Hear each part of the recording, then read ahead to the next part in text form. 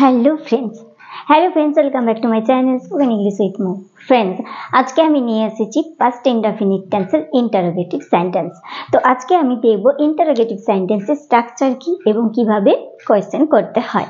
তো আমরা যখনই কোয়েশ্চেন করতে যাই তখনই কিন্তু আটকে যাওয়া হয়, অর্থাৎ কোয়েশ্চেন করতে অনেক কঠিন মনে হয়, কিন্তু যদি এইভাবে স্ট্রাকচার জেনে এইভাবে প্র্যাকটিস করা হয় তাহলে কোয়েশ্চেন করতে কিন্তু প্রবলেম হবে না ফ্রেন্ডস। তো আজকে আমি নিয়ে এসেছি ফার্স্ট ইনডেফিনিট সেন্টেন্সে ইন্টারোগেটিভ সেন্টেন্স, অর্থাৎ অতীতে কোনো কাজ করেছে কিনা কেউ বা গিয়েছিল কিনা সেটা যখন জানতে কোয়েশ্চেন করা হয় তখন আমাদের এই স্ট্রাকচার ব্যবহার করা হয়। তো ফ্রেন্ডস, আমরা যখনই কথা বলি, কারোর সাথে কথা বলতে গেলে কিন্তু আমাদের কথা দীর্ঘ সময় কন্টিনিউ করার জন্য আমাদেরকে কিন্তু কোয়েশ্চেন করতে হয়। তো ফ্রেন্ডস, আজকেই আমরা জানবো কিভাবে কোয়েশ্চেন করতে হয়। তো তার আগে বলে রাখি, পাস্ট ইনডেফিনিট টেন্সে আমি একটা ভিডিও দিয়েছি আগেই, তো যদি কোনোভাবে সেই ভিডিওটা মিস করে থাকেন তাহলে অবশ্যই আমার চ্যানেল স্পোকেন ইংলিশ উইথ মৌতে গিয়ে দেখে নেবেন। সো ফ্রেন্ডস, আজকে আমরা দেখবো past indefinite interrogative sentence structure কি। তো স্ট্রাকচার প্রথমে আমাদের অবশ্যই হেল্পিং ভার্বটা বসাতে হবে।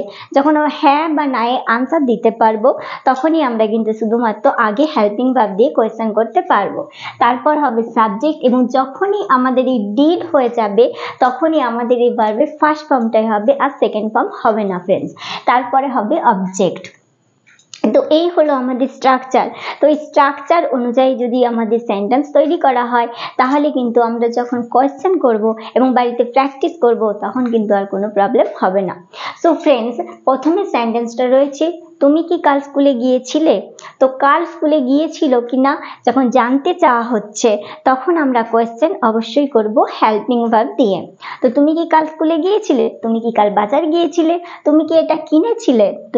তুমি কি ভাত খেয়েছিলে? তো এইভাবে যখন কোয়েশ্চেন হয় তখন আমাদেরকে আগে এই হেল্পিং ভার্বটা বসাতে হবে। তো আমাদের এইখানে হেল্পিং পাস্ট ইনডেফিনিটে কিন্তু যখন পাস্ট ইনডেফিনিট টেন্সে আমাদের হেল্পিং ভার্ব যখন অ্যাফার্মেটিভ সেন্টেন্সে কিন্তু হেল্পিং ভার্ব লাগে না, কিন্তু যখন নেগেটিভে বলা হয় এবং যখন কোয়েশ্চেন করা হয় তখন অবশ্যই আমাদের একটা হেল্পিং ভার্ব দিতে হয়। তো তুমি কি কাল স্কুলে গিয়েছিলে, অবশ্যই আমাদেরকে আগে হেল্পিং ভার্ব বসাতে হবে ডিড। সো ডিড ইউ, এবং তার সাথে আমাদের ভার্বের ফার্স্ট ফর্ম হবে, অর্থাৎ did you go to school? Did you go to school yesterday? Did you go to school yesterday? তুমি কি কাল স্কুলে গিয়েছিলে? তুমি কি কাল ভাত খেয়েছিলে? Did you take rice yesterday? বা did you eat rice yesterday? তুমি কি কাল বাজার গিয়েছিলে? Did you go to market yesterday? তুমি কি কাল কিছু কিনেছিলে? Did you purchase yesterday something? Did you purchase something yesterday? তো আগে yesterday বসাতে পারি যে yesterday did you purchase something? So তারপরে আছে তোমার মা কি তোমাকে বকেছিল? তাহলে তোমার মা কি তোমাকে বকেছিল? আগে আবার অবশ্যই আমাদেরকে হেল্পিং ভার্বটা বসাতে হবে ডিড। তো ডিড, তারপরে হবে তোমার মা। তা did your mother scold you? Did your mother scold you? তোমার মা কি তোমাকে বকেছিল? তোমার মা কি তোমাকে মেরেছিল? Did your mother beat you? তো এইভাবে আমরা যখন আমরা হ্যাঁ বা না এ কোয়েশ্চেন করবো এবং হ্যাঁ বা কোয়েশ্চেন করার সাথে হ্যাঁ বা না আনসার দিতে পারবো তখনই আমরা কিন্তু এই স্ট্রাকচারে কোয়েশ্চেন করতে পারবো। তো এই স্ট্রাকচার দিয়ে আমরা অনেক সেন্টেন্স তৈরি করতে পারবো বাড়িতে। তো এইভাবেই আমরা কিন্তু স্ট্রাকচার সাজিয়ে কোয়েশ্চেন করব পাস্ট ইনডেফিনিটে ইন্টারোগেটিভ সেন্টেন্সে।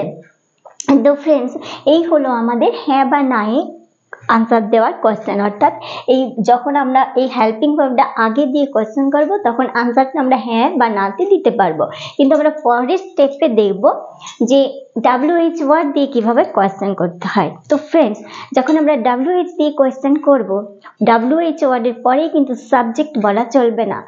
WH ওয়ার্ডের পরে যদি সাবজেক্ট বলা হয় তাহলে কিন্তু আর সেটা ইন্টারোগেটিভ সেন্টেন্স হবে না। অবশ্যই WH ওয়ার্ড তারপরে আমাদের হেল্পিং ভার্ব অর্থাৎ ডিডটা বসাতে হবে। তারপরে হবে সাবজেক্ট, তারপরে আবার ভার্বের ফার্স্ট ফর্ম, তারপর হবে অবজেক্ট। তো আমাদের যখনই আমরা ডিড বসিয়ে দিচ্ছি, ডিড যখনই আমরা বলবো তখন কিন্তু আমাদের ভার্বের ফার্স্ট ফর্মটাই হবে। এটা সব সময় মাথায় রাখতে হবে ফ্রেন্ডস। তো আমরা WH ওয়ার্ড দিয়ে দেখবো কয়েকটা সেন্টেন্স।